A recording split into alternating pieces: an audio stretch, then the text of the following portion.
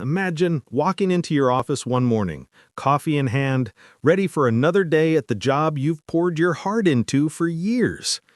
But instead of the usual greetings and small talk, you're hit with a bombshell that turns your world upside down. That's exactly what happened to me. My name is Alex, and for over a decade, I'd been climbing the ladder at Technova Solutions, a mid-sized software company that specialized in cutting-edge apps for businesses.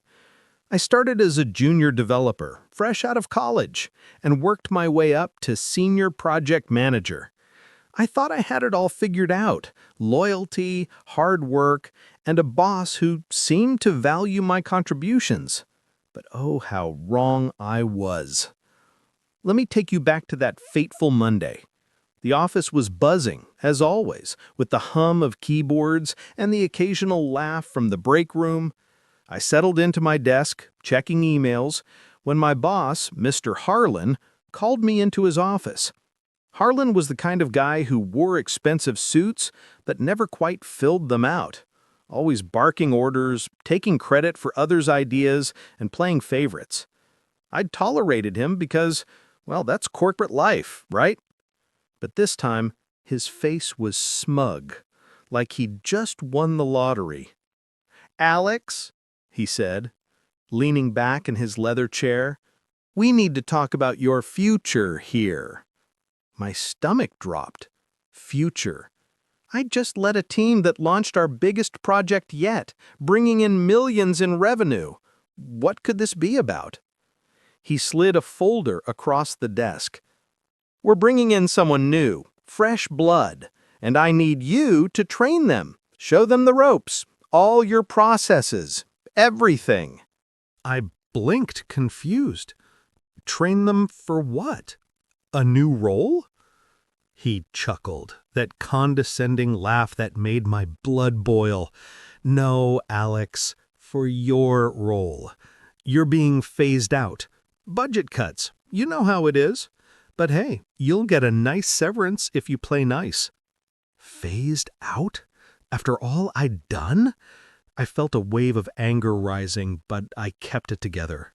"Why me? I've been here longer than anyone." Harlan shrugged. Times change. This new guy, Derek, he's got connections. Ivy League grad, hungry.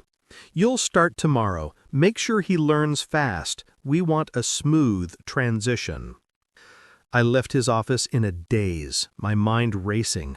How could this happen? I'd sacrificed weekends, holidays, even my personal life for this company.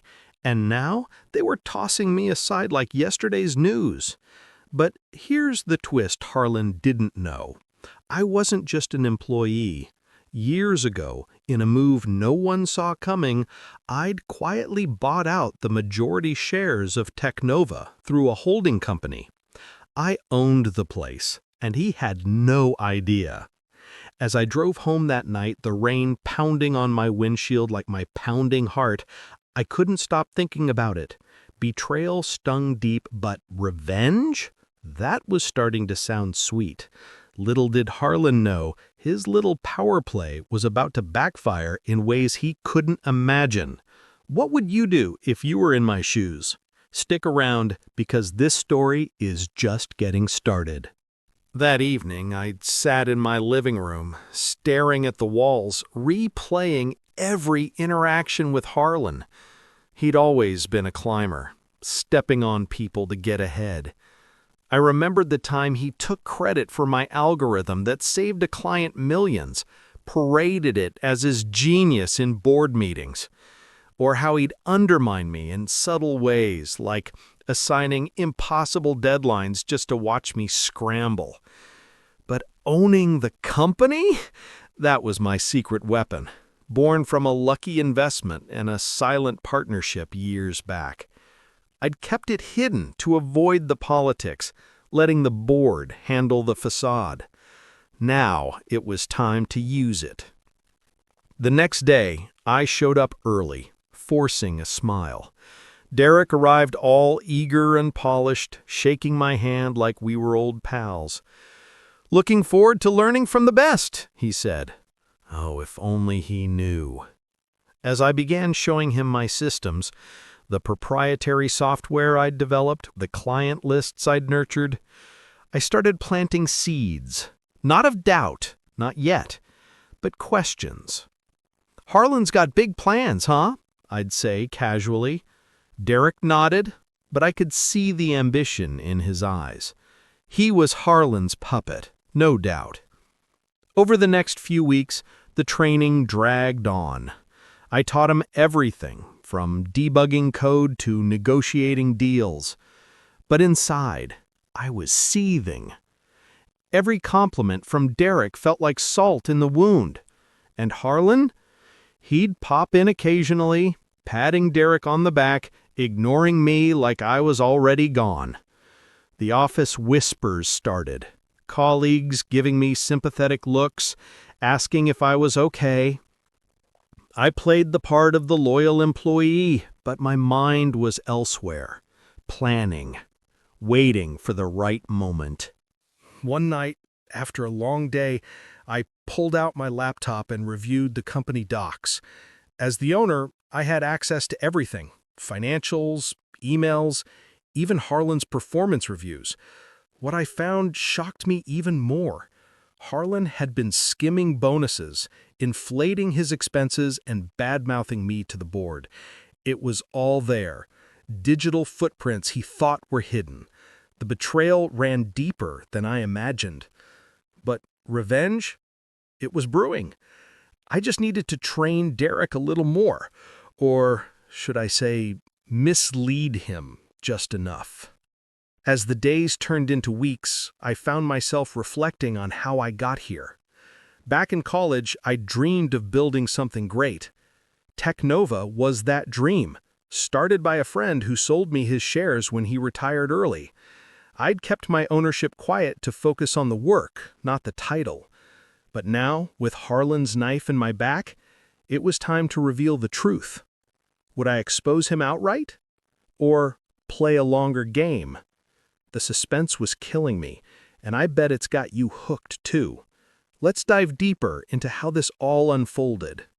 Transitioning smoothly from that initial shock, let's go back a bit further to understand why this betrayal hit so hard. You see, my journey with Technova wasn't just a job. It was my life. I joined right after graduation, wide-eyed and full of ideas. The company was small then, just a startup in a cramped office with big dreams. I coded through nights, fixed bugs during lunches, and celebrated our first big client win with cheap pizza and high fives. Harlan came on board about 5 years in, hired as VP of Operations. He was slick, always talking about synergies and scaling up, but I saw through it. Still, I worked under him, thinking teamwork would get us far. I rose to senior manager, leading teams that innovated our flagship product, Nova App, a tool that streamlined business operations for thousands of users. My ideas drove revenue up 300% in 3 years. Colleagues respected me, clients loved me. But Harlan? He saw me as a threat. In those early days, I'd confide in a mentor, old Mr. Jenkins, the founder. "Alex," he'd say, "ownership is power, but wield it wisely." When he retired, he offered me the shares at a steal. I took a loan, invested everything, and became the silent majority owner. The board knew it, but we kept it under wraps. I didn't want the spotlight. I trusted the team to run things, including Harlan, who thought he reported to anonymous investors. The pieces clicked. This wasn't budget cuts. It was a coup. Harlan wanted control, thinking he could manipulate the absentee owners. But I was the owner. A plan formed. I'd trained Derek, but with twists. Subtle errors in processes, outdated files mixed in. Nothing obvious, just enough to create chaos later. And when the time came, I'd reveal my hand. As weeks passed, the office dynamic shifted. Colleagues sensed something off, pulling me aside. "Alex, you okay? Harlan's acting weird." I'd smile, "Just business." But inside, suspense built. What if Derek caught on? What if Harlan suspected? The emotional roller coaster was real, shock turning to resolve. I started documenting everything, building my case. One evening, I met an old friend for coffee. "Sounds like classic corporate backstabbing," she said. "Fight back." Her words echoed as I drove home. Yes, it was time. The conflict was escalating and betrayal loomed larger. But revenge? It was on the horizon, promising justice. Hang on, because the next turn will leave you breathless. Picking up right where we left off, the tension in the office was thickening like fog on a cold morning. Every day felt like walking a tightrope, training Derek while hiding my growing resentment. He'd ask questions, and I'd answer, but with a layer of caution. "This client prefers emails over calls," I'd say, knowing full well they hated delays Harlan often caused. Little seeds of doubt planted carefully. Harlan, meanwhile, ramped up the pressure. Meetings became battlegrounds.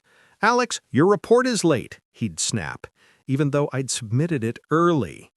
Derek would watch, nodding along, learning Harlan's style of intimidation. It hurt, seeing my replacement mimic the man who was discarding me. Sadness crept in during quiet moments, lunch alone, staring at my sandwich, wondering where I went wrong. But let's not forget the bat story that fueled this fire. Years ago, when Technova hit a rough patch, I used my ownership to inject funds anonymously, saving jobs, including Harlan's. He never knew. Instead, he took credit for the turnaround, boasting in interviews. That irony burned now. As owner, I could have fired him any time, but I believed in second chances. Big mistake. One pivotal week, things escalated. Harlan announced a company-wide meeting. "Exciting changes ahead," he said, grinning. In the conference room, packed with my team, he revealed, "We're streamlining. Alex has been invaluable, but Derek will take over to bring fresh energy." Gasps echoed. Colleagues shot me looks of shock and pity. I sat there, stone-faced, heart pounding with anger. After, people approached me. "This is wrong," whispered Sarah from accounting. "You've carried this place." Their support warmed me, but it also highlighted the betrayal's depth. Harlan wasn't just replacing me, he was erasing my legacy. That night, I dove deeper into records. Shocking discoveries. Harlan had been diverting small funds to personal accounts, labeling them as consulting fees. Emails showed him plotting with Derek pre-hire. "Alex is out. You'll be my guy." Proof of conspiracy. Relief mixed with rage. I had ammunition. As training continued, I introduced efficiencies that were actually pitfalls. "Use this shortcut for reports," I'd say, knowing it skipped compliance checks. Derek lapped it up. Harlan checked in less, assuming all was well. The suspense built. When would I strike? Emotional triggers hit hard. One weekend, visiting family, my sister asked about work. I broke down, tears flowing. "They betrayed me," I confessed. Her hug steadied me. "Show them who you are." Monday, back at it, resolve hardened. The conflict peaked during a client demo. Derek led using my notes, but flubbed a key part I'd accidentally mislabeled. Harlan glared at me. "Fix this." I did, saving the day, But inside, I smiled. The setup was perfect. Betrayal was complete. Now revenge whispered promises. What comes next? A plan so clever, it'll change everything. Stay with me. Flowing seamlessly from that tense demo, the betrayal crystallized in a way I couldn't ignore. It was like the final piece of a puzzle snapping into place, revealing a picture uglier than I imagined. Harlan called me in again, this time with Derek present. "Alex, you've done great training, but it's time. We're accelerating your exit. 2 weeks." 2 weeks? After years of dedication? Shock hit like a wave, followed by a tidal surge of anger. Derek shifted uncomfortably, avoiding my eyes. Harlan, smug as ever, handed me papers. "Sign here. Severance is generous." I scanned them. Non-compete clauses, gag orders, they wanted to silence me too. "Why the rush?" I asked, voice steady, despite the storm inside. "Business," Harlan said. "Derek's ready. Thanks for everything." Dismissed like a temp. As I left, I overheard them laughing. "Finally," Harlan said, "place will run smoother without the dead weight." Dead weight? Me, who'd built the foundation? That was the breaking point. Sadness turned to fury. But I held back, knowing my secret gave me power. Digging deeper that night, I uncovered more. Harlan had been leaking company ideas to competitors, small betrayals for personal gain, emails, timestamps, irrefutable. He'd even promised Derek equity he couldn't deliver since I controlled it all. The emotional weight was crushing. Sleepless nights, questioning my trust in people, but it fueled the fire. I started outlining my revenge. First, gather allies. I confided in key colleagues anonymously, sharing snippets of evidence spread. Doubt about Harlan grew. During my last weeks, I helped Derek more, embedding flaws in systems. A code tweak here, a misfiled document there. Nothing traceable, but enough to cause headaches later. One evening, a board member called, anonymous line. "Alex, we know you're the owner. What's happening?" I'd kept them in the loop, subtly. "Handle it your way," they said. Support solidified my plan.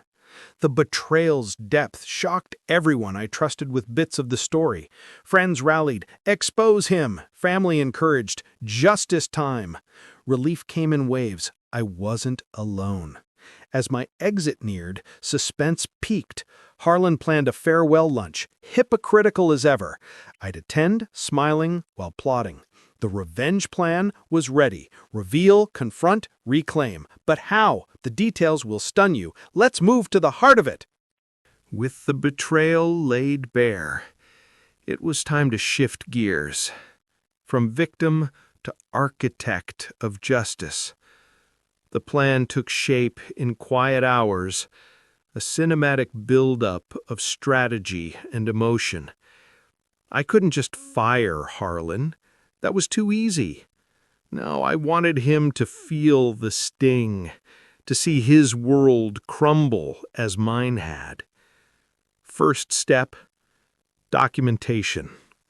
I compiled a dossier, emails, financial discrepancies, witness statements from colleagues I'd quietly approached. It was airtight, like a thriller novel's plot twist. Next, allies. Sarah, from accounting, loyal and sharp, became my insider. She said, "I've seen Harlan's games." I shared evidence, she gathered more. Other team members, sensing unfairness, provided anecdotes. The web tightened. As owner, I scheduled a routine board meeting via proxy, but with a twist. I'd attend in person, unannounced. Harlan thought it was virtual, routine approvals.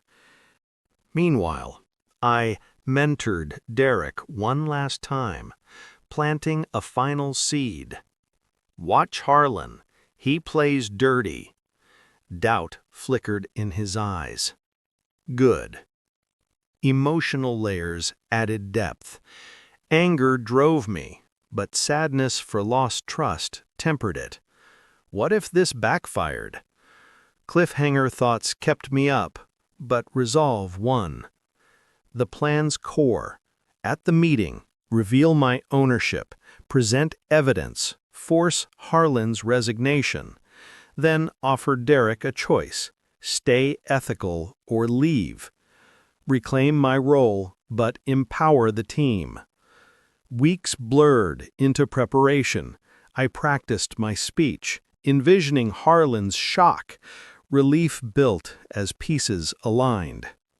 One night, doubt hit. Was revenge worth it? But remembering his laugh. Yes. Justice, not vengeance. The climax approached. Would it work? Suspense builds. Let's see the execution. Building on that meticulous planning, the day of reckoning arrived like a storm long forecasted.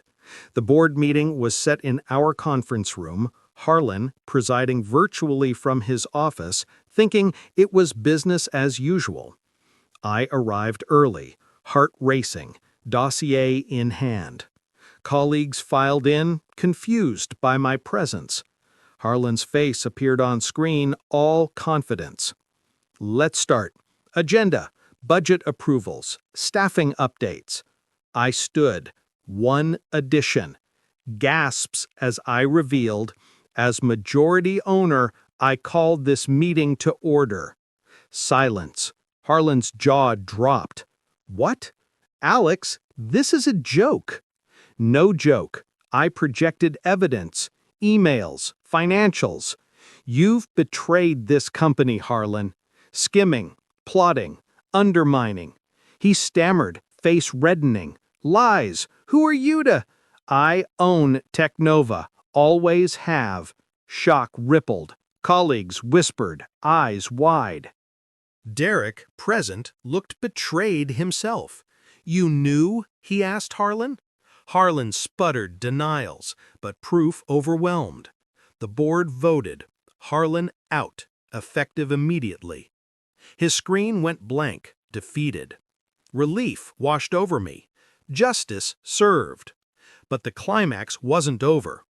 I addressed the room. Changes start now. Fairness, transparency. Applause erupted. Emotional high. Anger released, hope renewed. Harlan's exit was quiet, escorted out later. He left speechless, world shattered. The peak of revenge, but resolution beckons. What happened next? From that explosive confrontation, the dust settled, bringing a sense of closure and fresh starts. With Harlan gone, I stepped into the open as owner, but not as a dictator. I promoted from within, Sarah to finance lead, others to key roles. Derek, I gave him a chance. Learn from this, I said. He stayed, humbled, becoming a solid contributor. The company thrived, revenue up, morale soaring. Clients noticed the positive shift. Personally, I healed. Families celebrated, friends toasted justice. Sadness faded, replaced by pride. But reflection came. Betrayal hurts, but it reveals strength. I forgave, but never forgot. Life moved on, new projects, balanced life. The experience changed me for the better. Wrapping up this tale of twists and turns, let's reflect on the lessons woven through it all. Betrayal can blindside you, shaking your foundation, but it's often a catalyst for growth. In my case, Harlan's actions forced me to claim my power, turning pain into triumph. The moral? Trust, but verify. Loyalty is earned, not assumed. And revenge, when served as justice, can restore balance without destroying your soul. Always stand up for what's right. It might just change everything. This story reminds us, in the face of deceit, resilience wins. What would you take from it? Thanks for joining me on this journey. Hey there! Loving this video? Drop a comment below and let us know where you're watching from. Don't forget to smash that like button, share with your friends, and hit subscribe for more awesome content.